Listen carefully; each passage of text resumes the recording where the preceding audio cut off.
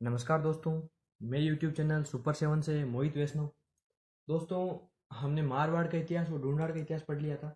और दोस्तों, आज जो हम शुरू करने जा रहे हैं वो शुरू करने जा रहे हैं बीकानेर का इतिहास। तो दोस्तों, बीकानेर के इतिहास में मैंने आपको पहले बताया था कि राव बीका ने इसकी स्थापना की थी। और दोस्तों, राव बीका जोधा के पुत्र थे।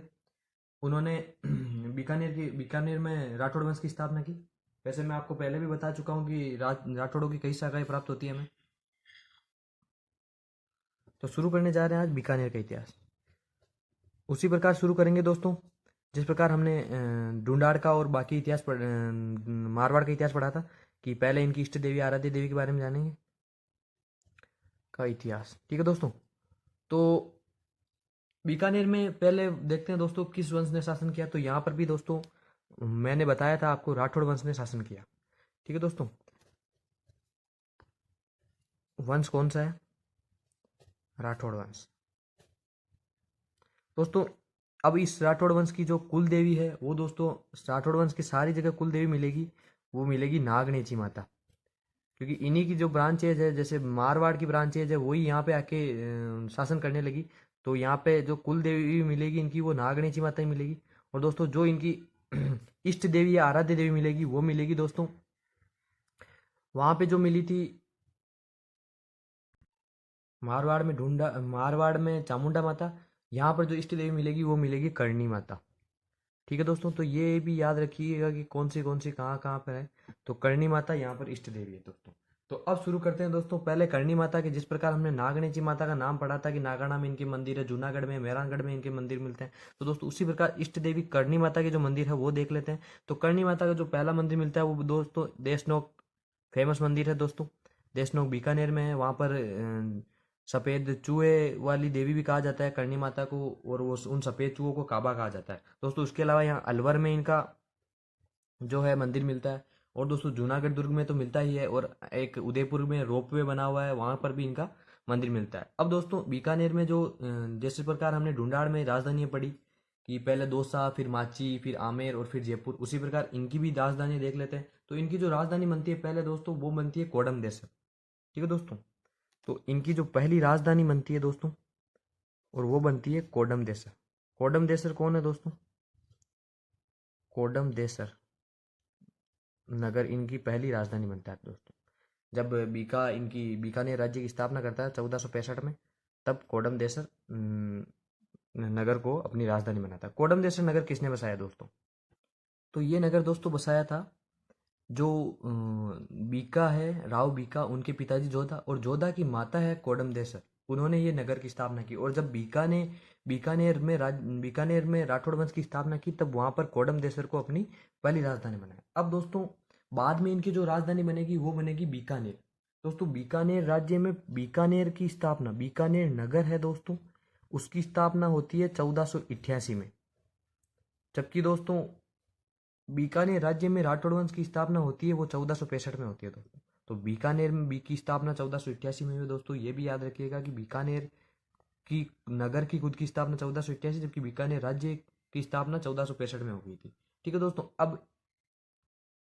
अब दोस्तों, इस बीकानेर राज्य में राठौड़ वंश की स्थापना जिस प्रकार की राव बीका ने, उनके बारे में हम बाद में जानेंगे।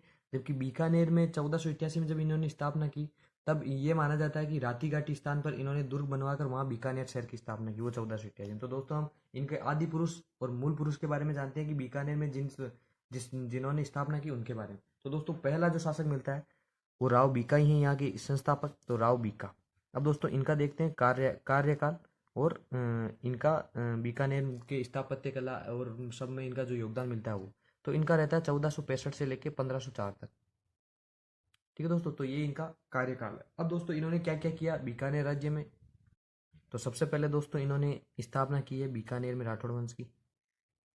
बीकानेर राज्य की स्थापना, राज्य की स्थापना। ठीक है दोस्तों। दूसरा, इन्होंने क्या किया, ये स्थापना की इन्होंने, तो इनमें मिलता है कि इनके जो चाचा हैं कांगल, वो प्लस एक बीदा नाम का इनका साथी रहता है वो। दोस्तों, कुछ मानते हैं नरा नरा नाम का साथी था इनका, कुछ बीदा मानते हैं। तो इन्होंने इनकी बीकानेर राज्य की स्थापना में इनका सहयोग किया। अब दोस्तों, यही माना जाता है कि करणी माता के आशीर्वाद से इन्होंने बीकानेर राज्य की स्थापना की, तो करणी माता का आशीर्वाद। ठीक है दोस्तों, तो इन इन सब से इन्होंने बीकानेर इनसे आशीर्वाद लेके बाद में इन्होंने बीकानेर राज्य की स्थापना की 1465 में। अब दोस्तों इन्होंने बीकानेर राज्य की तो स्थापना कर दी। अब दोस्तों पहले बीकानेर की स्थापना देख लेते हैं।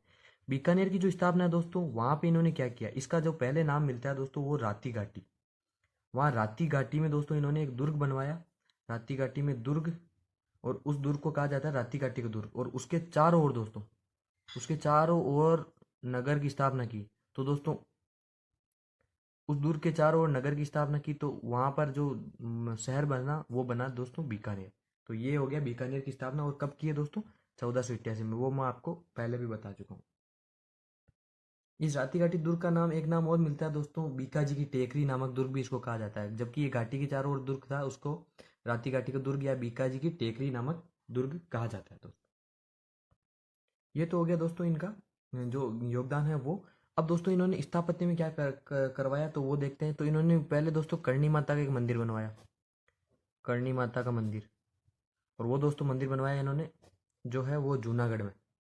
तो जूनागढ़ में जो अब मंदिर बनवाया, नहीं दोस्तों, देशनोक में जो मंदिर बनवाया, देशनोक में बनवाया, तो सॉरी दोस्तों, यहाँ देशनोक में मंदिर बनवाया। और दोस्तों उस देशनोक के मंदिर को निर्माण तो करवाया बीकानेर, जबकि जो वर्तमान मंदिर मिलता है दोस्तों उसका निर्माण करवाया अभी बीकानेर का शासन पढ़ राज्य का पूरा शासन पढ़ेंगे तो उसमें गंगा सिंह नाम का एक राजा आएगा। उसने इस मंदिर का, जो अभी का मंदिर है, जो अभी जो मंदिर दिखता है, उसका निर्माण गंगा सिंह ने करवाया। यानी जो वर्तमान मंदिर है उसका निर्माण गंगा सिंह ने करवाया। अब दोस्तों इनका जो विवाद मिलता है, एक इनका विवाद मिलता है, इन्हीं के भाई हैं दोस्तों, वो हैं जोधपुर में अभी शासक। और वो जोधपुर में शासक है सूजा, जोधपुर में शासक सूजा से, सूजा। अब दोस्तों इस सूजा से विवाद मिलता है इनका बीका का। दोस्तों सूजा शासक कब बनते हैं, तो जोधा, राव जोधा की मृत्यु होती है दोस्तों 1489 में, 1489 में। इनके बाद दोस्तों शासक बनते हैं सातल। और दोस्तों सातल के बाद जो शासक बनते हैं वो बनते हैं सूजा। तो इनका जो बीका जी का विवाद है वो सूजा से। अब इनका विवाद क्या हुआ दोस्तों, जब बीका जी ने बीका जी को जोधा ने कहा कि आप अपने राज्य की अलग से स्थापना करें, तब बीका जी ने वहां पर उनसे कहा कि मैं अलग राज्य की स्थापना कर लूंगा, परंतु मुझे आपकी कुछ वस्तुएं चाहिए। तो वो 14 वस्तुएं थी दोस्तों, उनकी मांग की थी बीका ने। तब जोधा, जब हम मारवाड़ का इतिहास पढ़ रहे थे तब मैंने भी उस टाइम भी बताया था कि जोधा ये कहते हैं कि तुम वो ले जाओ, परंतु बीका ये कहते हैं कि मैं वो अभी नहीं ले जाऊंगा, जब आपकी मृत्यु हो जाएगी तब मैं मेहरानगढ़ आके वो ले जाऊंगा। तो इनके बाद में सातल शासक बनते हैं। उस समय बीका कहीं व्यस्त रहते हैं तो ऐसा कर नहीं पाते, परंतु जब सूजा शासक बनते हैं तब बीका इन पे अभियान इनसे मांगते हैं, तो सूजा इनसे इनको ये देने से मना कर देता है। अब दोस्तों उनमें क्या क्या शामिल रहता है, तो इनमें राव सिंहा का, जो मारवाड़ में राठौड़ वंश की स्थापना की थी, उसका तो सिंहासन, वो चंदन का सिंहासन मिलता है, राव सिंहा का चंदन का सिंहासन। नागणेची माता की काष्ठ की मूर्ति दोस्तों, लकड़ी की जो मूर्ति है वो। और एक के दोस्तों इन्होंने जोधा की भाला, जोधा का तलवार, वो भी मांग की थी। तो दोस्तों ये सब चीजें मांग की थी बीका ने सूजा से, तो सूजा ने मना कर दिया। तब मेहरानगढ़ दुर्ग पर आक्रमण करेंगे दोस्तों बीका, और बाद में ये 14 वस्तुएं ले जाएंगे। तो दोस्तों इनका विवाद सूजा से मिलता है, और वो है 14 राजकीय वस्तुओं को लेकर, राजकीय वस्तुओं को लेकर। ठीक है दोस्तों, तो ये हुआ इनका सूजा से विवाद। तो दोस्तों हमने जाना है राव बीका के बारे में, कि इन्होंने बीकानेर राज्य की स्थापना की है, बीकानेर की खुद की स्थापना की, राती काटी दुर्ग के चारों ओर नगर बसाया जिसे बीका जी की टेकरी नामक दुर्ग भी कहा जाता है। तो दोस्तों ये सब कुछ हुआ बीका के बारे में। अब दोस्तों बीका की मृत्यु हो जाती है 1405 में, 1504 में। ठीक है दोस्तों, तब इनके बाद में जो शासक बनते हैं वो बनते हैं राव लूणकरण। तो दोस्तों उनके बारे में पढ़ते हैं, राव लूणकरण। शुरू करते हैं दोस्तों राव लूणकरण के बारे में।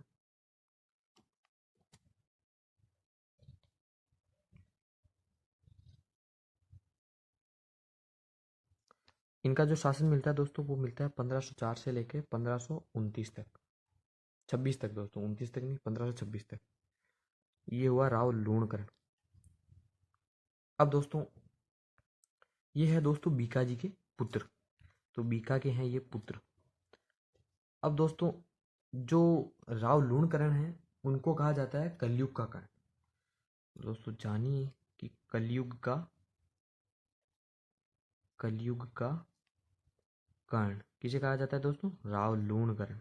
दोस्तों ये इनकी जो हैं वो भी जानिएगा। जबकि दोस्तों एक बीकानेर में ही एक शासक होंगे जिनका नाम है राय सिंह, उनको कहा जाएगा राजपुताने का कर्ण। तो दोस्तों ये याद रखिएगा किन किन को क्या क्या उपमा दी गई। तो राजपुताने का कर्ण कौन है, राय सिंह। और दोस्तों कलयुग का कर्ण कौन है, वो है राव लूणकर्ण। ठीक है दोस्तों, तो ये दोनों भी याद रखिए कि इनकी उपमाएं याद रखिए दोस्तों। दोस्तों इनका आगे क्या योगदान मिलता है, तो दोस्तों इनकी एक पुत्री मिलती है बालाबाई, और उस बालाबाई का ये दोस्तों विवाह करते हैं। बालाबाई का विवाह जो होता है वो होता है पृथ्वीराज कच्छावा से। दोस्तों हमने जो ढूंढाड़ का इतिहास पढ़ा था उसमें एक पृथ्वीराज कच्छावा मिला पढ़ा था, जिन्होंने जिन्होंने 12 कोटड़ी वो व्यवस्था थी उसको लागू किया। ये इनसे इनका विवाह हुआ बालाबाई का, और इन्होंने वहाँ जाकर दोस्तों एक बालाबाई की साल का भी निर्माण कराया बालाबाई ने।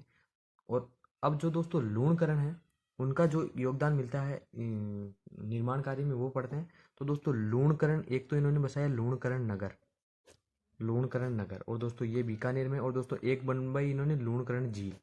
तो लूणकरण झील का भी निर्माण किसने करवाया, राव लूणकरण ने।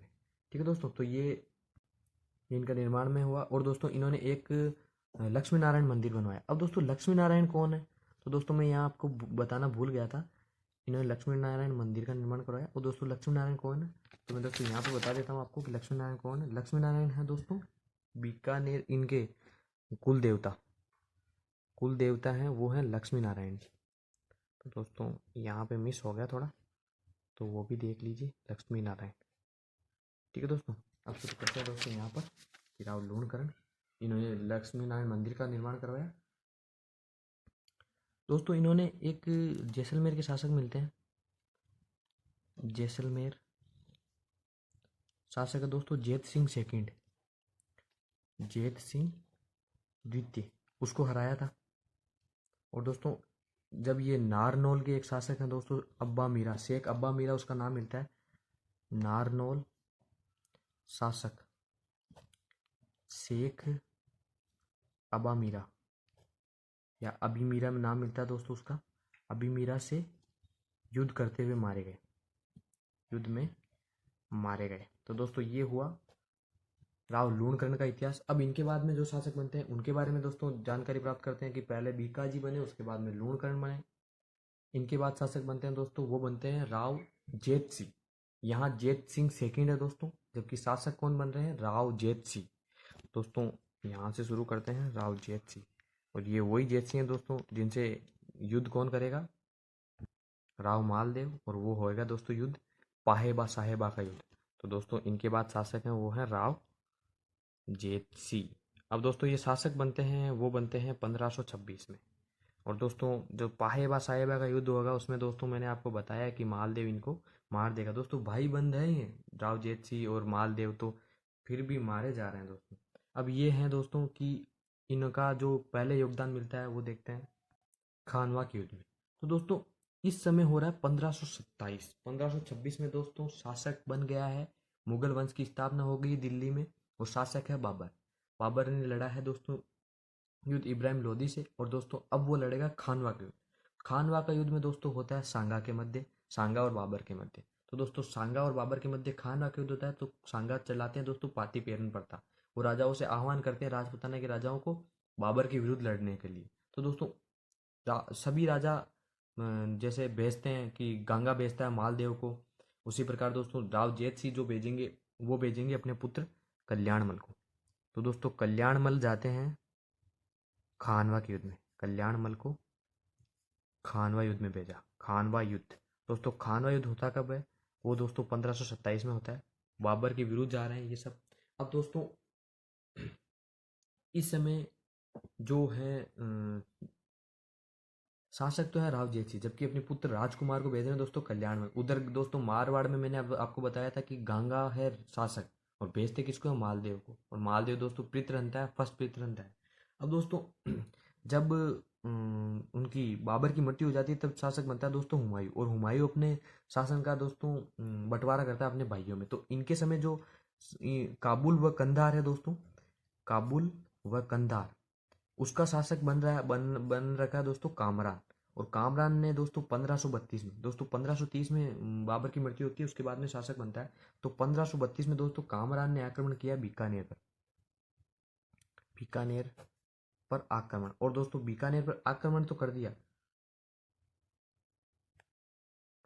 और इस दुर्ग को जीत भी लिया दोस्तों।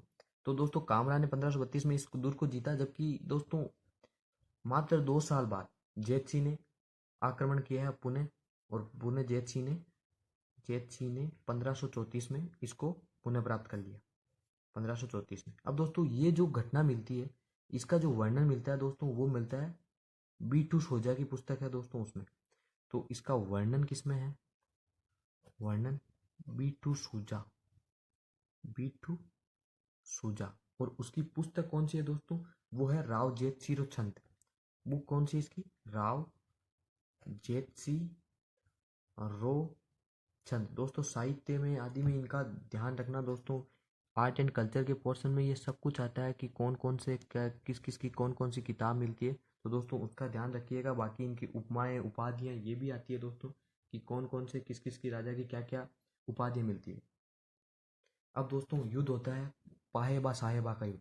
और पाहेबा साहेबा के युद्ध में दोस्तों हारेगा कौन? साहेबा पाहेबा का युद्ध हारेगा दोस्तों जेतसी। और होगा किसके किसके मध्य? मालदेव और जेतसी के मध्य। और ये होता है दोस्तों 1542 को। और 1542 में जब दोस्तों ये होगा तो मालदेव के सामने है दोस्तों जेतसी। और जेतसी को दोस्तों मौत के घाट उतार दिया जाएगा। तो जेतसी दोस्तों मारा गया, जेतसी मारा गया। और दोस्तों मारा किसने था? तो मारा किसने था तो मालदेव के दोस्तों दो सेनापति पड़े थे हमने, जेता और कुंपा। तो कुंपा जी ने इनको मारा था, कुंपा जी ने। और दोस्तों अब इनका पुत्र है कल्याणमल। तो दोस्तों मैंने जैसे आपको मारवाड़ में बताया था कि 1531 से लेके 1540-39 तक शासन करेगा हुमायूं। उसके बाद में उसका निष्कासित होगा वो भारत से। उस समय वो मालदेव से मदद मांगेगा, ऐसा कुछ मैटर भी पढ़ाया था मैंने, कि वो फिर घोड़ों की घास और कुछ भोजन भिजा के, रसद भिजा के हुमायूं से पीछा छुड़वाएगा दोस्तों। तो हुमायूं किससे भाग रहा था? तो उस समय उसके हुमायूं के जो पीछे पड़ रखा था, वो पड़ रखा था शेरशाह सूरी। कन्नौज बिलग्राम का युद्ध दोस्तों, ये सब कुछ युद्ध होंगे हुमायूं और शेरशाह सूरी के मध्य। तो उसके बाद में दोस्तों ये जब हुमायूं निष्कासित हो रहा होगा तो उसके बाद शासक बनेगा, जब वो निष्कासित हो जाएगा उसके बाद में शेरशाह सूरी शासक बनेगा। तो शेरशाह सूरी का क्या संबंध मिलता है इसमें? तो राव जेठ सिंह का जो पुत्र है दोस्तों कल्याणमल, जब इसमें सब कुछ फाइनलाइज हो गया है कि दोस्तों जेठ सिंह को मार दिया गया, तो कल्याणमल साहब कहाँ जाएंगे? कल्याणमल जी चले गए हैं, कल्याणमल शेरशाह सूरी की शरण में, शेरशाह सूरी के पास। तो दोस्तों ये हो गया कल्याणमल तक। कहने का मतलब यहाँ पे अधिकार किसका हो गया? राव मालदेव का। अब दोस्तों 42 से रहेगा। अब इसके बाद में जब मालदेव की मृत्यु होगी तब जाके वापस कल्याणमल शासक बनेंगे। तब तक दोस्तों 2 साल के लिए शासक कौन बने हैं? मालदेव के अधीन आ गई बीकानेर रियासत। अब दोस्तों हुआ क्या कि 2 साल बाद क्यों बोला मैंने? क्योंकि दोस्तों इसके बाद में जो युद्ध होगा मालदेव का, वो मालदेव का युद्ध होगा दोस्तों शेरशाह सूरी से। और शेरशाह सूरी से जो युद्ध होगा दोस्तों वो होगा गिरी और सुमेल का युद्ध।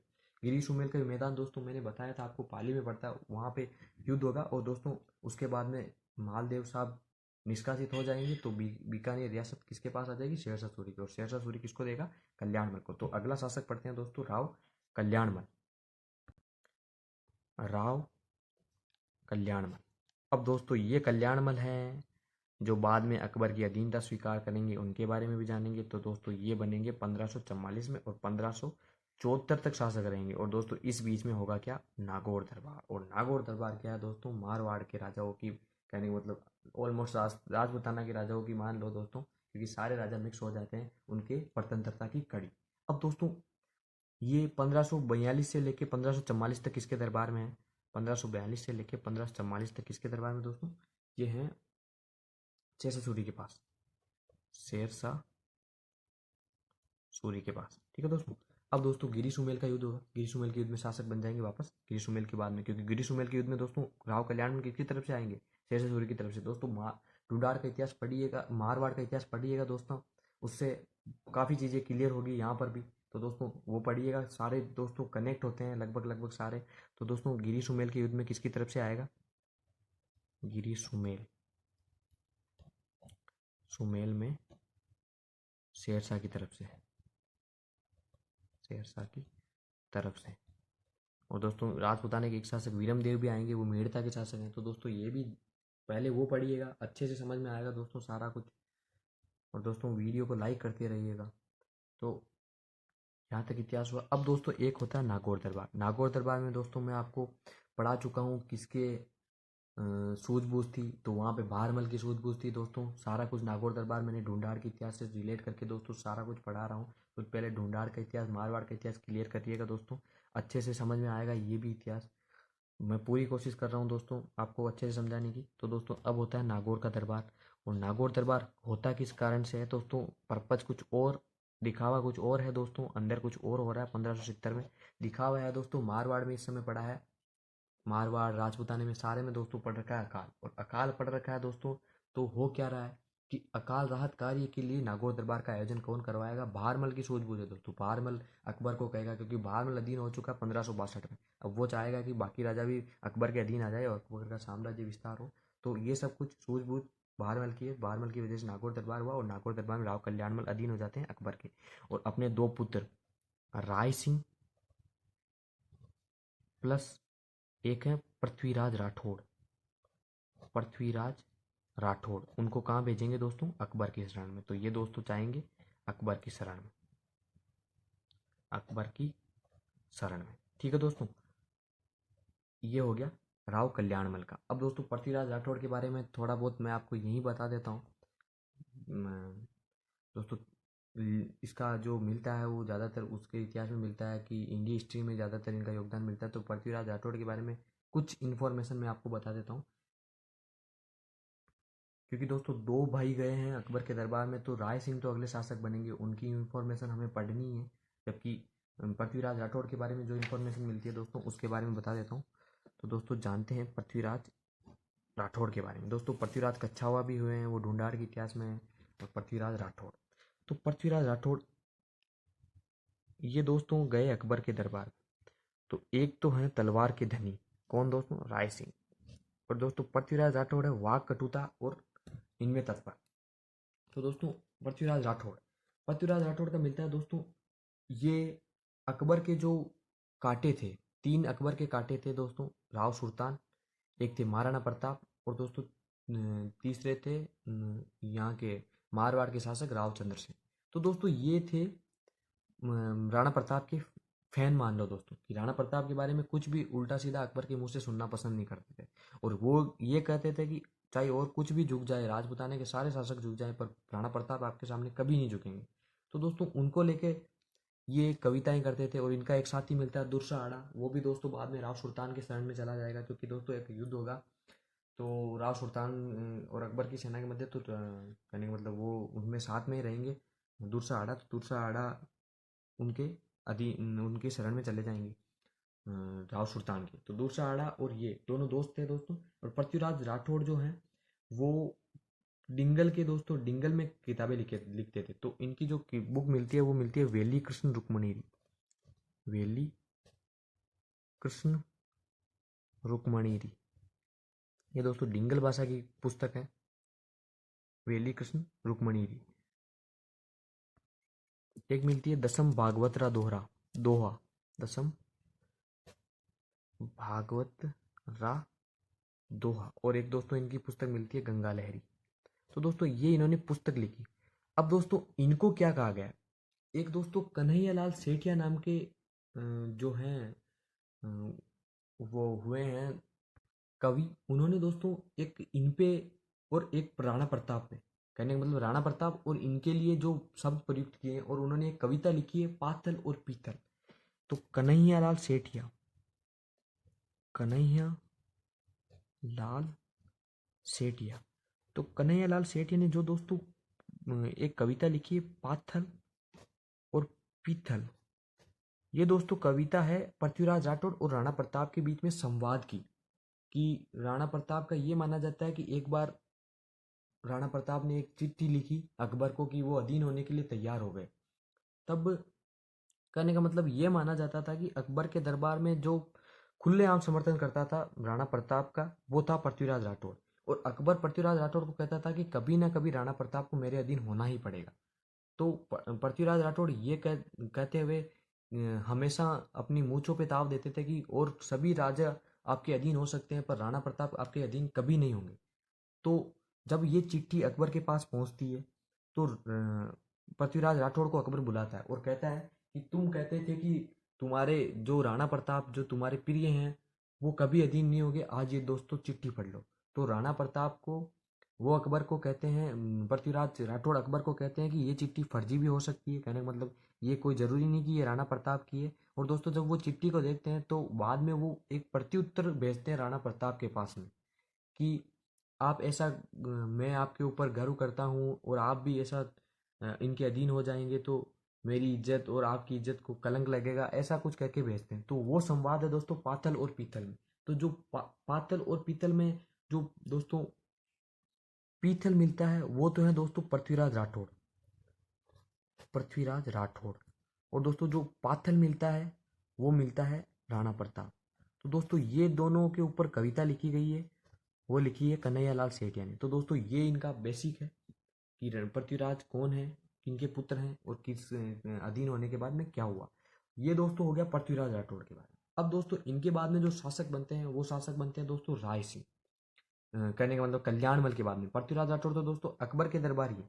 तो ये मैंने आपको कहने का मतलब उनका जो उनका बाद में आप अपने को इतिहास पढ़ना है, कहने का मतलब साहित्य पढ़ना है, उनमें पृथ्वीराज राठौड़ की जो किताबें पढ़नी है वो पढ़नी है। उसके बारे में उन उस समय और बता दूंगा पृथ्वीराज राठौड़ के बारे में, और भी कई सारी किताबें मिलती हैं इनकी, तो उनके बारे में और जान लेंगे। अभी जो कल्याणमल की मृत्यु के बाद जो शासक बनते हैं वो बनते हैं दोस्तों राजा राय सिंह, कहने का मतलब राय सिंह, कहने का मतलब राय सिंह।